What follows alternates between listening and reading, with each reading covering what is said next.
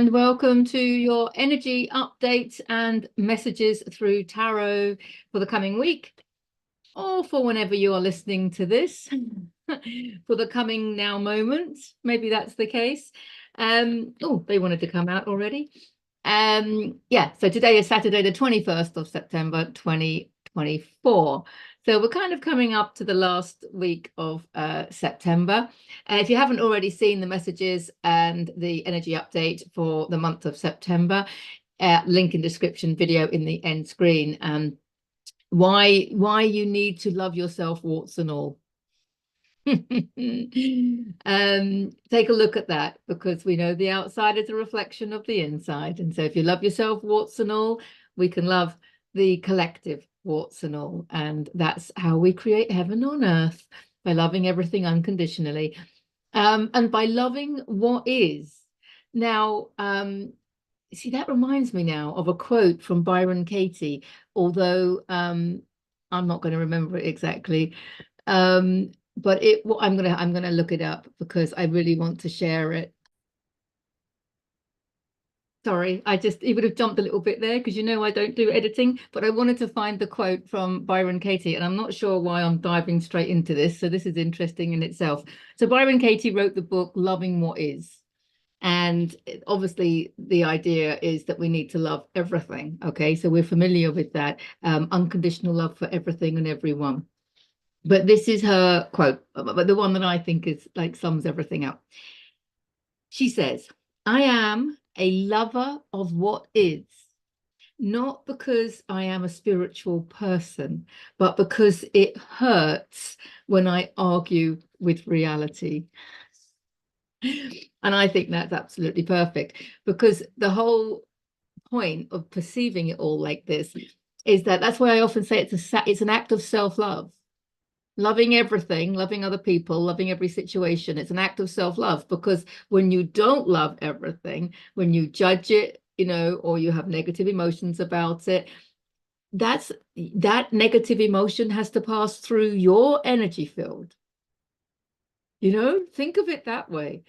When you have a negative thought about something or someone, it could be, a negative judgment, of course. If you're harboring a grudge or something like that, that feeling has to pass through your energy. So it's lowering your energy. I mean, it doesn't feel good. You're arguing with reality. And it's also there's like so many, I think, spiritual lessons, or whatever you want to call them, lessons in awakening within this one thing, because by arguing with your reality, you have resistance. What you resist persists. So there's another reason to love what is, because if you're not loving it unconditionally, you have resistance to it. That's where the judgment's coming from. So you're going to keep it in your reality. In fact, if you want to change it, there's so many different ways you can look at it. If you want to change it for the better, then you need to love it. Okay, but you can't force yourself to love it. So it depends how your psyche works. If you're on a self-love journey, look at it from that perspective, that loving other people is love for yourself. And I remember this, I think I've mentioned it before. I was doing a talk somewhere, and I think actually it was in the garden retreat, and we were talking about forgiveness. And somebody talked about it in the past tense, that they had forgiven. And I asked them, I said, how did you, what was your path to forgiveness?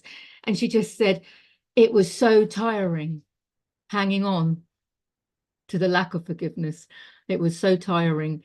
It was exhausting. I just couldn't be bothered. I couldn't be bothered to hold the grudge. Perfect example. I mean, it's like Mark Twain as well, isn't it? Who famously said, anger or resentment is like an acid. It does more damage to the vessel that it's stored in than anything you can pour it on. So yeah, loving what is so powerfully important, isn't it? And there are so many different paths to get there. I often look at it from the soul level point of view, that we have chosen our adversity, and we chose our perpetrators, because they're actually our closest family on the other side. They might be our closest family on this side as well. But we have we've got a soul family, and we choose to play these different roles. I've talked about that before. But also from a frequency perspective, you know, if you are judging something, you're putting yourself in that frequency. So whatever you're judging as negative, your frequency is down there, you know. So yeah, there's many different angles to this, but one of the best angles, of course, is doing the work with Byron Katie. And she has a sheet called Judge Your Neighbor Worksheet. And this is what, I mean, the lovely Liz and I both use this in our mentoring. And it's just it's a form that you kind of fill in about whoever's triggering you. It could be a relationship that you're having problems with, somebody that you're not seeing eye to eye with. So you fill this form in. I'm not going to give too much away now. And then there's like what we call the turnaround. And if you've seen any of my lessons in awakening, I mean, one of my more recent ones is doing the turnaround on your judgments, not just on your triggers.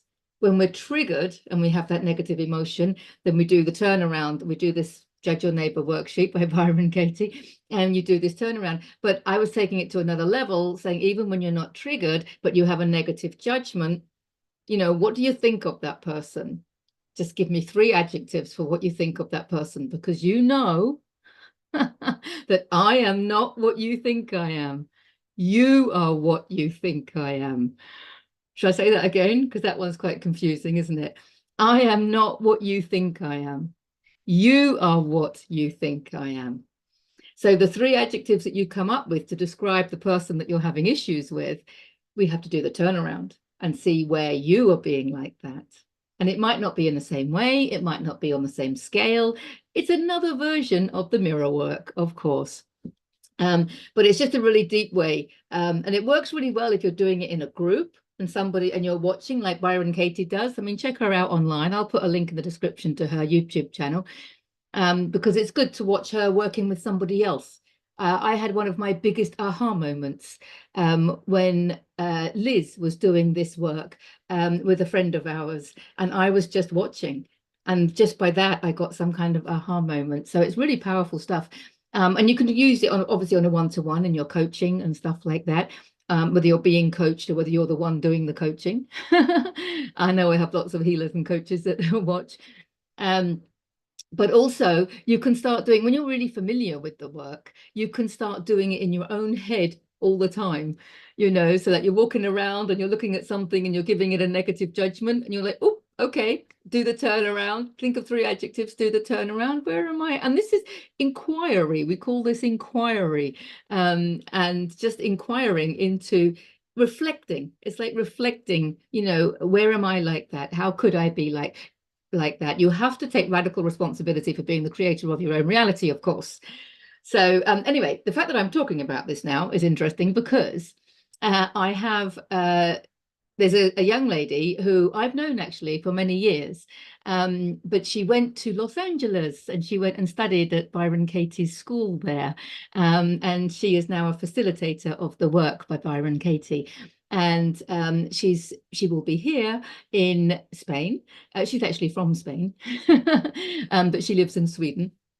But she will be here in Spain at the end of October, and she will be here at the garden retreat on the 26th of October. So I am so excited to invite her to the garden retreat. So she will be giving an afternoon of meaningful reflection with the Byron Katie work. So if you are local to the garden retreats, make sure you book in, go to the garden retreat website, contact me, get your name on the list. But if you're not, I'll put her contact details in the description as well, in case you want to do a one-to-one with her. Or you may want to do a Byron Katie one-to-one with the lovely Liz. I'll put her contacts in as well. And you already have my contacts. So perfect. Wow.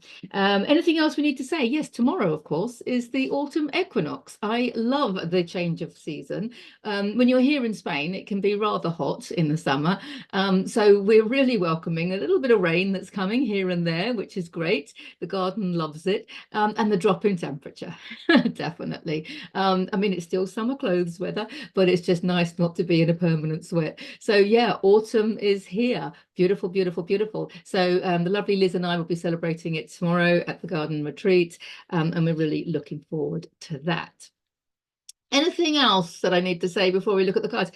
3 cards have come out beautifully, and I'm just going to dive into those. So here we go. Queen of Pentacles, stay grounded.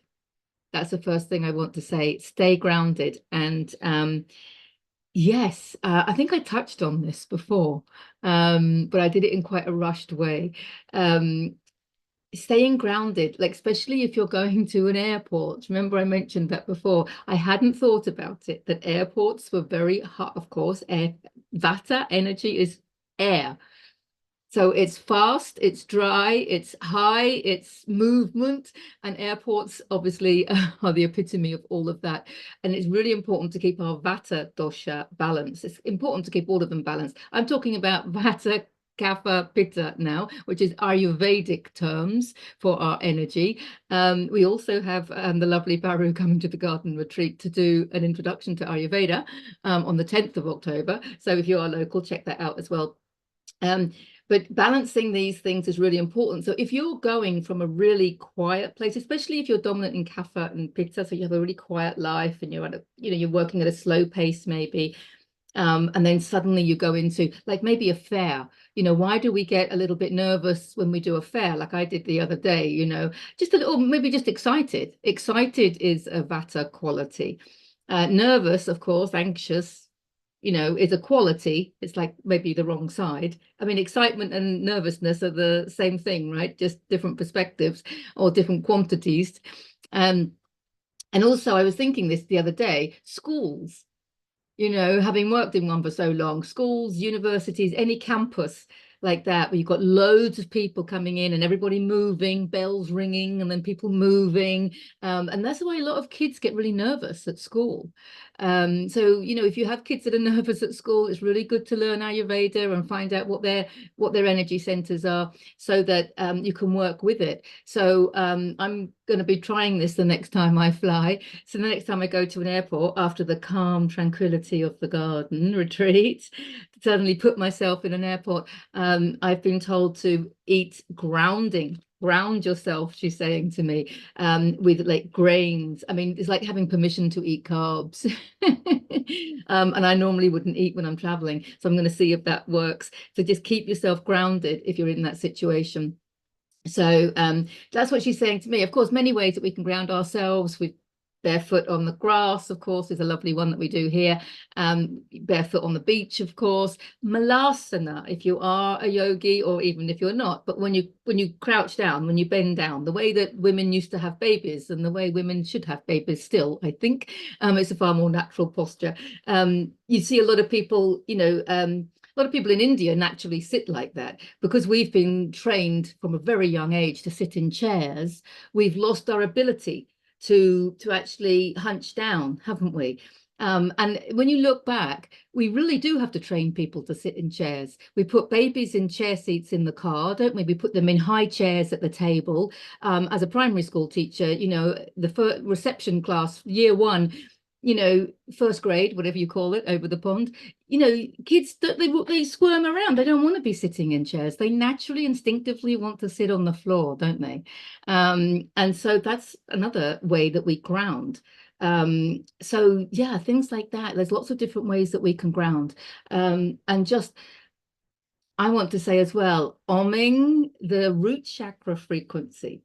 Oming the root chakra frequency is also going to help you ground, of course, because the root chakra is our lowest, densest light body, isn't it? So yeah, the first thing she's saying is ground yourself, especially when things are in chaos.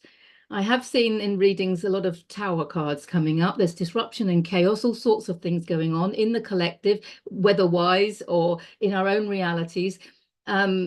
And it's a good sign. We know it's a good sign because it's a reflection of the disruption and chaos going on within us, which is a good sign because, of course, our bodies are self-healing. We know that. Our bodies are integrating more light. And as it integrates more light, more darkness goes. So there is movement and there is integration going on. So there is a disruption going on. And, you know, when the light comes in, sometimes you feel that density leaving. So you could feel symptoms, shall we say, sensations. It could be aches and pains and things like that. But there's nothing wrong, remember. It's everything just upgrading. But there is a bit of disruption and chaos to our own body and our body's functions, you know. And that's being reflected back to us in the collective. You know, just having this awakening that we're having is causing some kind of chaos energetically within us. So we're going to see that outside of us, aren't we?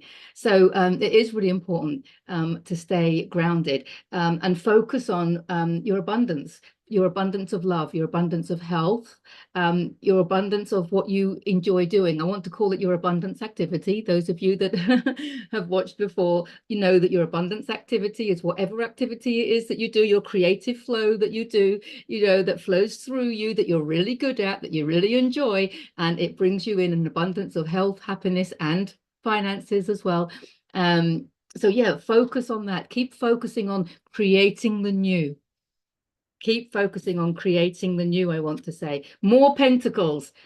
There's money coming in. Doesn't mean that we've won the jackpot, doesn't mean that we've got to have a six-figure salary, but this is beautiful sign that, you know, what goes around comes around. So focus on what you love doing, because even if it's not making you money now, it will do. He's using his discernment and he's choosing to spend his money over here, and he's not really wanting to spend it over there. So this is a little bit like the message from last week. I'll put a link in the description to that as well. Put your money where your mouth is. So if you haven't seen that one, check it out, because it was about using your discernment about where you spend your money and where you spend your time and where you spend your energy and your resources. And she's the queen of resources. So she's very careful to spend her resources wisely. And he's being very careful. And, you know, you might think, oh, I've got to treat everybody equally, or I have to do this. There's no have to. You are the creator of your own reality. You make up the rules. We have a lot of programmed rules, don't we? So this is the time to really view them, have a look at them. Are they serving us?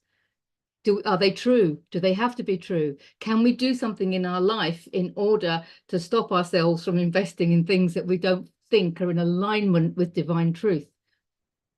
You know, we only want to invest in what is in alignment, right? So yeah, interesting card. I like that one. And yeah, of course, look, we've got the Justice card. Perfect. You reap what you sow. You reap what you sow.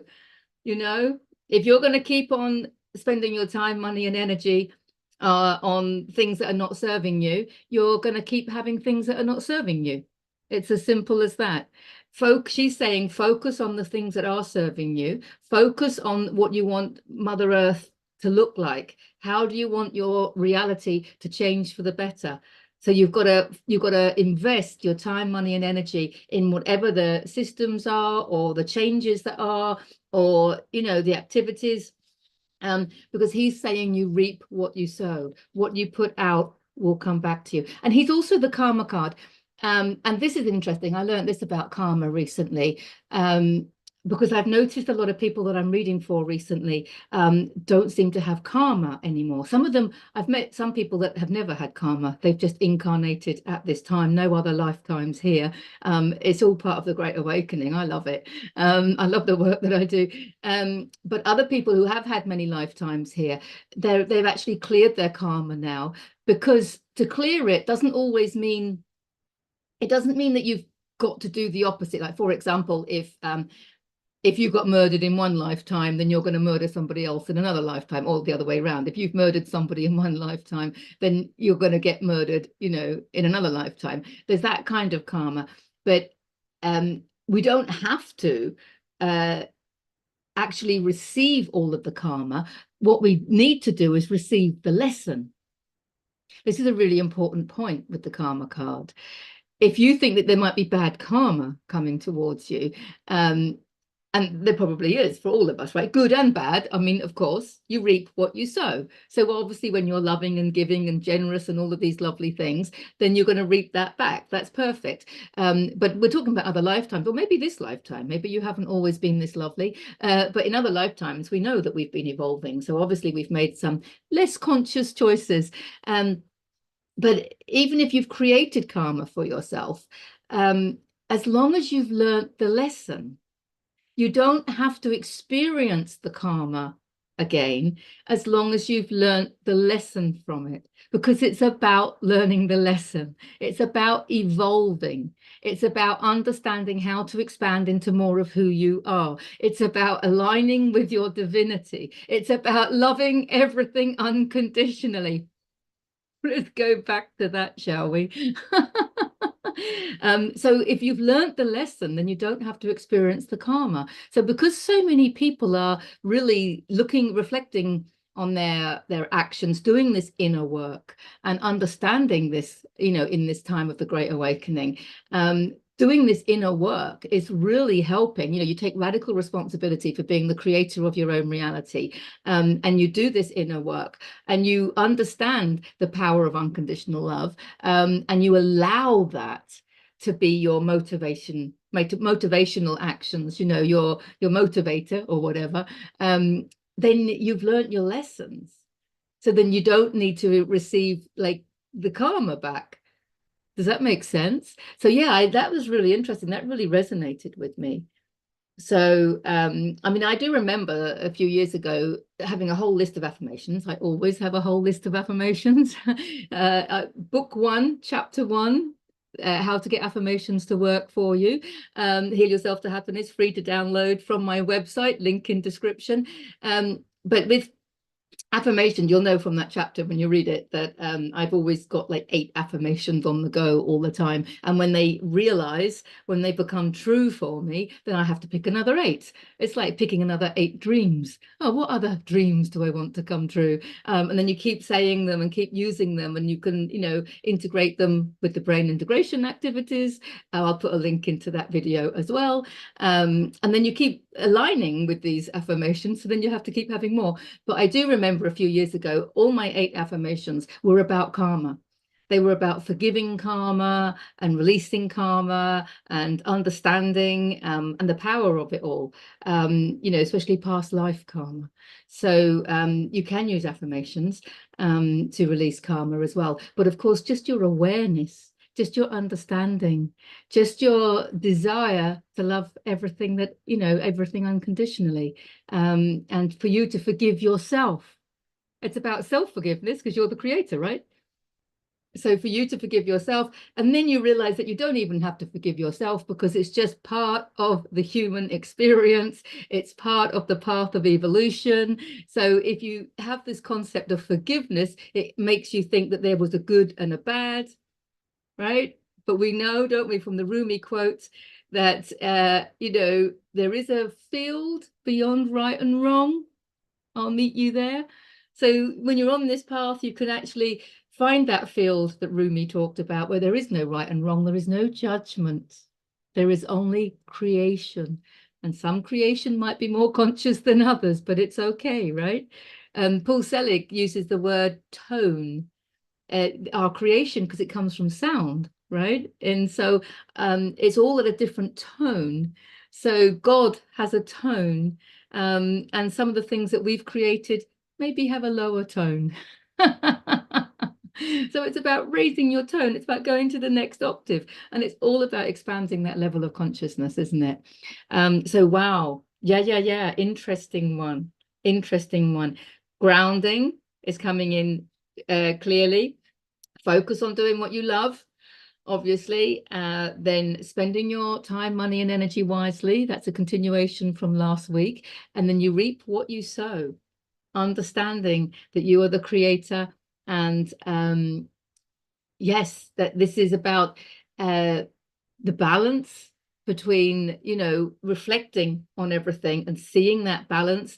And also it is about releasing judgments of right and wrong, because we did a lovely yoni steaming in the garden retreat yesterday, and so we were healing the sacral chakra, and it was very easy to focus on all the emotions in the sacral chakra, to do with loving emotions to do with lovers and family that we love and stuff like that, but also trauma, and perpetrators and grief and shame and sadness, and all these things. And it was easy to kind of put things into two categories, oh, these were good experiences and these were bad experiences.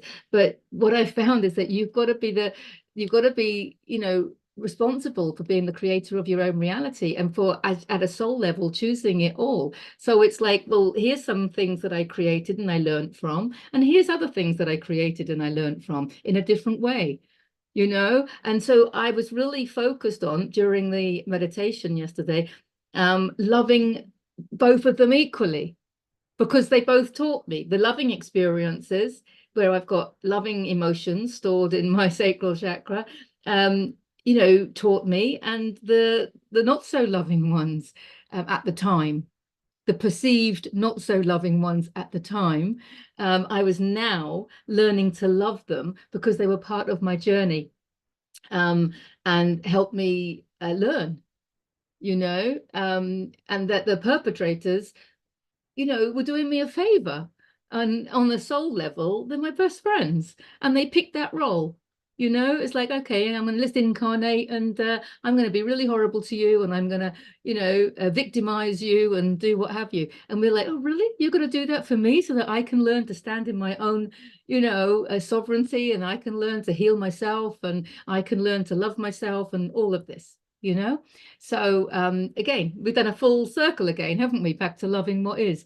But that's what I got from here, the releasing the judgments of what was a good experience and what was a bad experience, because it was all as it's meant to be. It's all orchestrated by our higher self. When we just let go and allow that to flow, and you can release all your karma through your understanding, then life's just going to be beautiful, isn't it? That's another way that we can create heaven on earth, isn't it? By just releasing our karma and understanding that everything is just creation. There is no one to point a finger at, no one outside of you, not even you. It's all part of the journey of evolution, and you chose it, and we're here, and just let go of everything else, and then we can really enjoy it, right? We can really enjoy the ride. No judgments. No need to forgive anyone. Just loving what is. I love you all. Have a fantastic week. Lots of homework in the description. See you in the next video. Bye for now.